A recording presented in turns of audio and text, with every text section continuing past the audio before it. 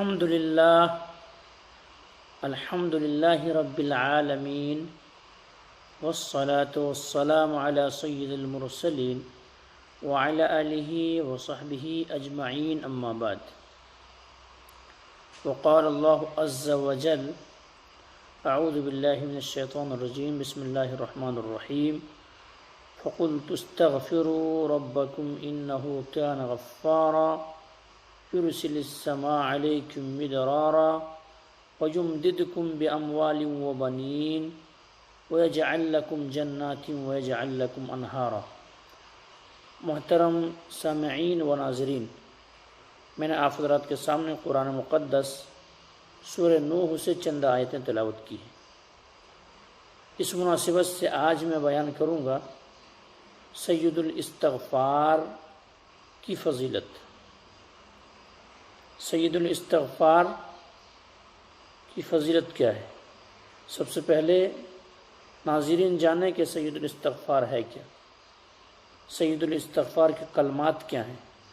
تو سید الاستغفار کے کلمات یہ ہیں: اللہم انت ربی لا الہ الا انت خلقتنی وانا عبدک وانا علی عہدک ووعدک ما استطعت اعوذ بک من شر ما صنعت ابوء لک بنعمتک علی وابوء لک بذنبی فاغفر لی فإنہ لا یغفر الذنوب الا انت.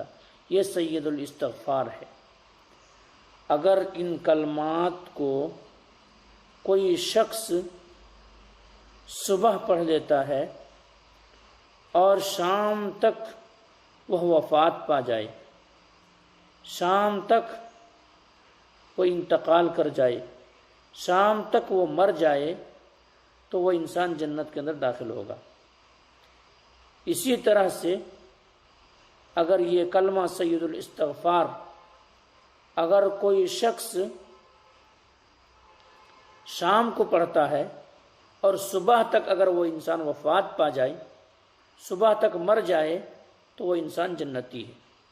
اور میرے بھائیوں ناظرین، میں آپ کو بتاؤں کہ دیکھیے انسان کا کوئی بھروسہ نہیں. وہ انسان یہ دنیا کب چھوڑ دے، کب سانسیں بند ہو جائے.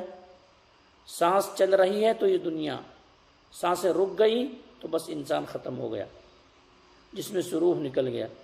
اور کوئی گارنٹی نہیں کہ انسان اگر صبح سو رہا ہے تو صبح اگر کام و کاج میں مشغول ہے تو شام کر سکے گا یا نہیں کر سکے گا. اسی طرح شام میں سویا ہوا ہے، صبح اٹھ سکے گا یا نہیں اٹھ سکے گا. اس لیے ناظرین، ہمیں اور آپ کو اس سید الاستغفار کو یاد کرنا چاہیے جن کو یاد نہیں ہے، اور اپنی زندگی میں اس سید الاستغفار کو لانا چاہیے. کیوں؟ اللہ کے نبی جناب محمد کریم صلی اللہ علیہ وسلم کی زبان اطہر سے نکلی ہوئی یہ بات ہے. آپ نے کہا کہ اگر کوئی شخص اس کو پڑھ لیتا ہے اور وفات ہو جائے، اگر شام میں پڑھتا ہے صبح تک انتقال ہو جائے تو وہ جنتی ہے، اگر صبح پڑھتا ہے شام تک انتقال ہو جائے تو وہ جنتی ہے. اور بخاری کی روایت ہے، حضرت شداد بن اوس رضی اللہ تعالیٰ سے روایت ثابت ہے اور بخاری کے اندر موجود ہے یہ. تو میرے بھائیوں ان کو یاد کریں اور ان پڑھنے کی کوشش کریں. یوں ہی نہیں، میں ایک عموم سے آپ کے سامنے استدلال کر رہا ہوں جو آیتیں شروع میں پڑھی گئی ہے. اگر آپ ان کلمات کو اپنائیں گے، یہ سید الاستغفار پڑھیں گے، تو دنیاوی فائدہ بھی آپ کو ہے. اگر قحط سالی پڑ گئی ہے، اللہ تبارک و تعالیٰ نے باران رحمت کو روک لیا ہے، تو باران رحمت کا نزول ہوگا. اگر آپ فقرا و فاقہ میں زندگی بسر کر رہے ہیں، کاٹ رہے ہیں، فقیری، مفلسی، غریبی میں زندگی بسر کر رہے ہیں، تو اس مفلسی کا علاج ہے. اگر آپ کے پاس اولاد کی نعمت نہیں ہے تو اگر ان کلمات کو پڑھیں گے تو اولاد سے بھی اللہ تبارک و تعالیٰ آپ کو نوازے گا. اگر باغات خشک پڑ گئے ہیں تو ان باغات میں بھی اللہ تبارک و تعالیٰ پانی کا سیلاب، اب پانی اور بارش، باران رحمت کا نزول فرمائے گا. تو یہ چیز ہے.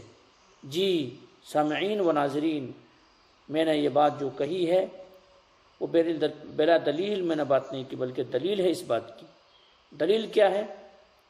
حضرت حسن بصری رحمۃ اللہ علیہ کے پاس چند شخص حاضر ہوتے ہیں اور ان میں سے ہر کوئی الگ الگ شکایت لے کر کے آتے ہیں۔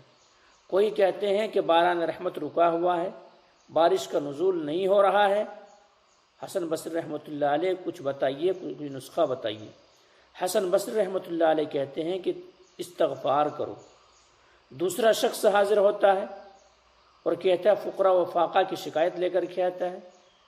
حسن بصری رحمۃ اللہ علیہ کہتے ہیں استغفار کرو۔ تیسرا شخص حاضر ہوتا ہے اور گھر میں اولاد نہ ہونے کی شکایت کرتا ہے کہ شادی ہو کر کے کئی سال ہو گیا ہے، گھر و آنگن سونا سونا ہے، اولاد کی نعمت سے محروم ہوں، اولاد سے اللہ نے نہیں نوازا ہے۔ حسن بصری رحمۃ اللہ علیہ کہتے ہیں استغفار کرو۔ کوئی شکایت لے کر کے آتا ہے کہ ایسا ہے کہ باغات خشک ہو رہے ہیں، بارش کا نزول نہیں ہو رہا ہے۔ حسن بصری رحمۃ اللہ علیہ کہتے ہیں استغفار کرو۔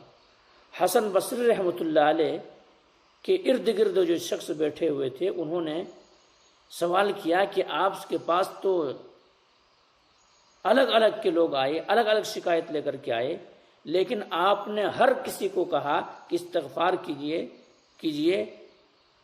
تو حسن بصری رحمۃ اللہ علیہ نے جو آپ حضرات کے سامنے شروع میں آیت پڑھی گئی ہے سورہ نوح کی، وہی آیت تلاوت کی۔ فَقُلْتُ اسْتَغْفِرُوا رَبَّكُمْ إِنَّهُ كَانَ غَفَّارًا يُرْسِلِ السَّمَاءَ عَلَيْكُمْ مِدْرَارًا وَيُمْدِدْكُمْ بِأَمْوَالٍ وَبَنِينَ وَيَجْعَلْ لَكُمْ جَنَّاتٍ وَيَجْعَلْ لَكُمْ أَنْهَارًا۔ تو یہ آیتیں حسن بصری رحمۃ اللہ علیہ نے ان کو پیش کیا اور کہا یہ میں نے اپنے طرح سے نہیں بلکہ اللہ تبارک و تعالیٰ نے یہ بات ارشاد فرمایا ہے۔ تو ناظرین و سامعین، ہمیں اور آپ کو جو سید الاستغفار ہے اس کو یاد کرنا چاہیے اور اس کلمہ کو پڑھنا چاہیے۔ بہرحال اس بات کو ختم کریں گے، اللہ تبارک و تعالیٰ سے دعا کریں گے کہ مولا کریم جو بات کہی گئی ہے سب سے پہلے تو ہم اور آپ کو تو ان باتوں کے اوپر اچھی سمجھ کی توفیق دے دے، اس کے بعد مولا کہ ہم تمام مسلمانوں کو یہ سید الاستغفار یاد کرنے اور اس کو یقین کے ساتھ پڑھنے کی توفیق دے دے۔ تقبل یا رب العالمین واخر دعوانا الحمد